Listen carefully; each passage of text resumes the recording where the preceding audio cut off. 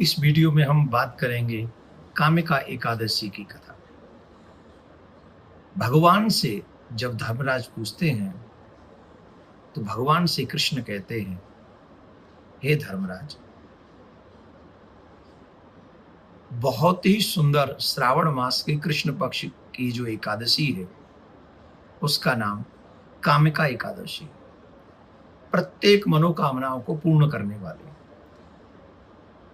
इसका ऐसा महात्म्य है, जो मनुष्य जो कामना के साथ इस व्रत को करता है उसकी वो मनोकामना पूरी होती है। एक व्यक्ति था जिसने क्रोध में आकर एक ब्राह्मण की हत्या कर दी थी। जब वो उसका अंतिम संस्कार करने जा रहा था तो ब्राह्मणों ने कहा कि तुम इसका अंतिम संस्कार नहीं कर सकते क्योंकि तुमको ब्रह्म हत्या लग चुकी है, इसलिए तुम इसको छू नहीं सकते। अब ब्राह्मणों ने उसके घर में से जल ग्रहण करना, भोजन करना सब बंद कर दिया क्योंकि ब्रह्म हत्या लग गई थी। वो अपने ही समाज में इतना अनादरित हो चुका था, अपमानित हो चुका था, इससे बड़ा दुखी हुआ।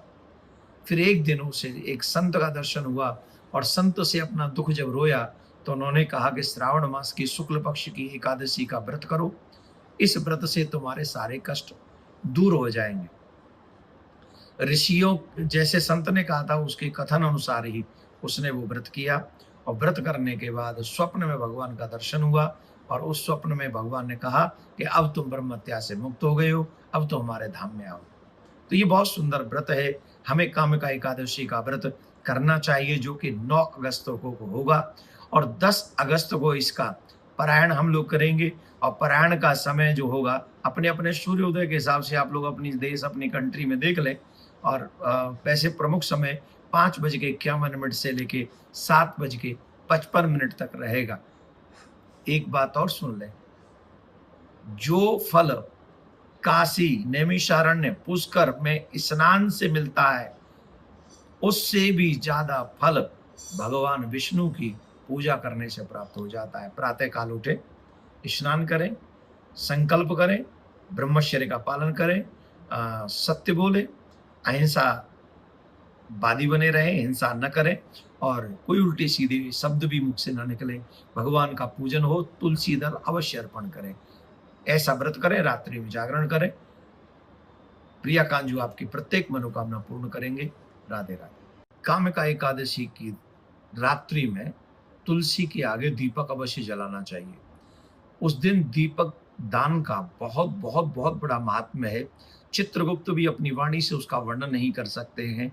जो मनुष्य एकादशी की रात्रि को भगवान के मंदिर में दीप दान करते हैं उनके पितर स्वर्ग लोक में अमृत पान करते हैं तथा जो घी या तेल का दीपक जलाते हैं वे 100 करोड़ दीपकों से प्रकाशित होकर सूर्य लोक में जाते हैं। तो मेरा निवेदन है, 3 दिए घी के, देसी गाय के घी के दिए 3 जरूर जलाएं। एक दीपक भगवान के मंदिर में, एक दीपक तुलसी के आगे और एक दीपक अपनी रसोई में अपने पितरों के नाम से जलाएं। तीनों के तीनों दीपक आपके लिए कल्याणकारी होंगे और ये आपके पितरों को भी प्रसन्न करने वाले होंगे। नामदेव जी तो इतना निष्ठा रखते थे एकादशी में कि न तो अन्न खाते हैं और न किसी को अन्न खिलाते हैं। एकादशी के दिन अन्न खिलाते भी नहीं है वो, किसी को नहीं। कोई आ जाओ, किसी को नहीं खिलाते। बड़ी निष्ठा थी।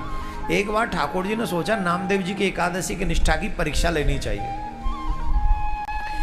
तो नामदेव जी की एकादशी की परीक्षा लेने लिए स्वयं भगवान बूढ़े ब्राह्मण बन के आए और जट उनके द्वार पे आके गिर पड़े। नामदेव जी भागे, क्या हुआ महाराज, क्या एकादशी का दिन, क्या हुआ महाराज, क्या हुआ, क्या हुआ महाराज, क्या हुआ। अरे कुछ नहीं भैया, कई दिन से भूखे हैं, कुछ खाने को नहीं मिला, अगर खाने को मिले तो प्राण बचे, कुछ खाने को दो।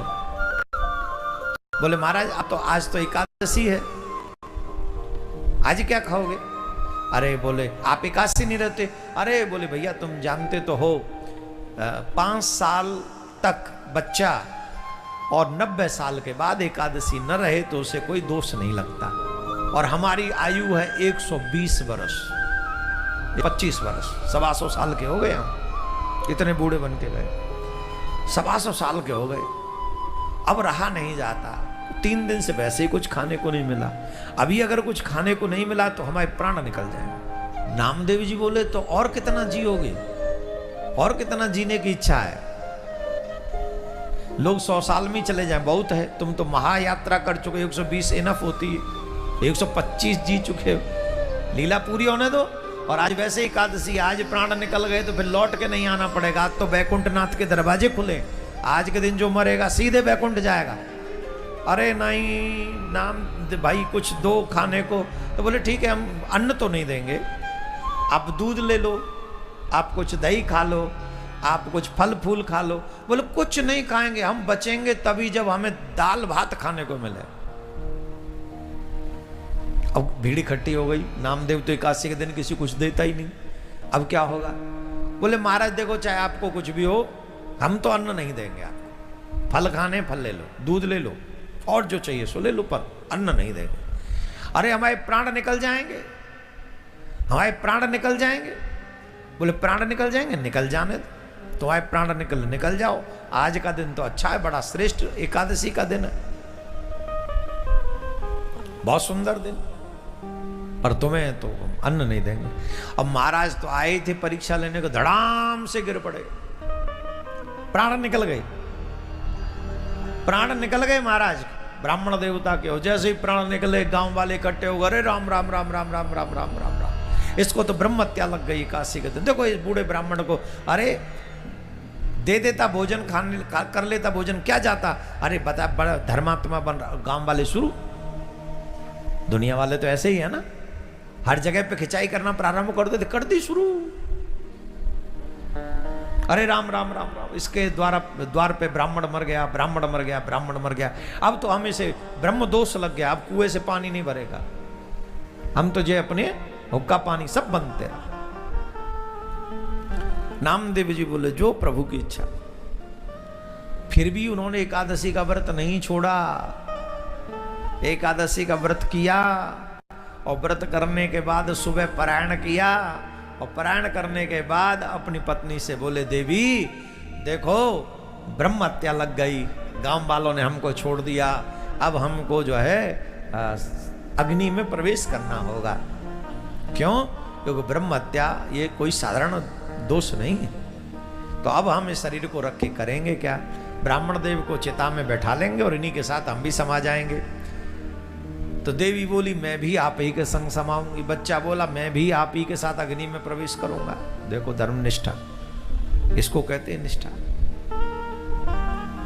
और हमारी निष्ठा तो क्षणे निष्ठा क्षणे पुष्टा, रुष्टा निष्ठा पुष्टा पुष्टा क्षणे क्षणे। एक क्षण में रुष्ट हो जाए, एक क्षण में पुष्ट हो जाए, एक क्षण में निष्ठा हो जाए, और एक क्षण में अनिष्ठा हो जाए।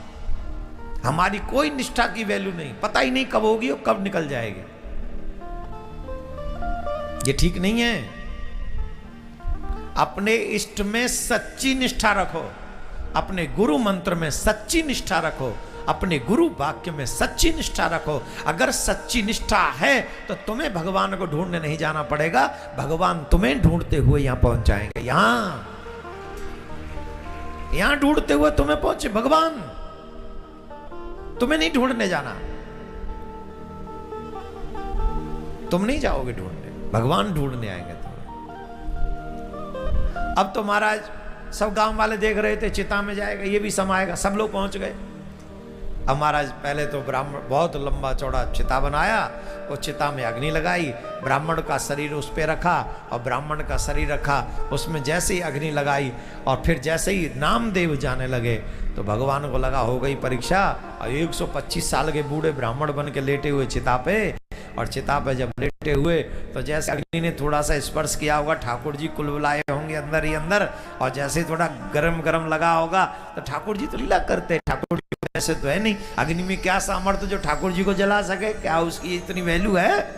न वायु उड़ा सकती, न अग्नि जला सकता, न जल डुबा सकता, ये ठाकुर जी की लीला, उसी का सामर्थ्य पाके तो ये सब शक्तियां इनमें हैं। तो जैसे ही थोड़ा सा हल्की अग्नि का अनुभव हुआ तो ठाकुर जी खड़े हो गए उस बूढ़े शरीर में, ब्राह्मण के में जो ठाकुर जी थे, वो थोड़ी सी हलचल हुई, और हलचल हुई तो देखा चारों तरफ अग्नि है, तो उसमें से वो खड़े होके बाहर निकले और देखा नामदेव भी बैठे हुए, जट नामदेव को भी अग्नि से खींच लिया। और ये दृश्य पूरा गांव देख रहा था। पूरे गांव ने देखा कि बूढ़ा ब्राह्मण अग्नि में से निकल आया और बूढ़े ब्राह्मण ने नामदेव जी को अपने अंक लगा लिया, अंक भर लिया, हृदय से लगा लिया और कहने लगे हम तुम्हारी एकादशी की निष्ठा की परीक्षा करने आए थे, आज बहुत प्रसन्न हो गए तुम्हारी ऐसी निष्ठा को देख। आज व्यक्ति धर्मात्मा नहीं है, धर्मात्मा होने का नाटक करता है और नाटक करने से बात बनेगी नहीं, धर्मात्मा बनने से ही बात बनेगी, नाटक करने से नहीं। दुनिया तुम्हें धर्मात्मा मान लेगी पर तुम परमात्मा को कैसे कहोगे कि तुम धर्मात्मा हो, क्योंकि परमात्मा तो सब जानता है। दुनिया जाने तुम्हें धर्मात्मा, माने धर्मात्मा, इससे कोई लेना देना नहीं है, पर मेरा ठाकुर जी पहचान ले कि तू सच्चा धर्मात्मा है।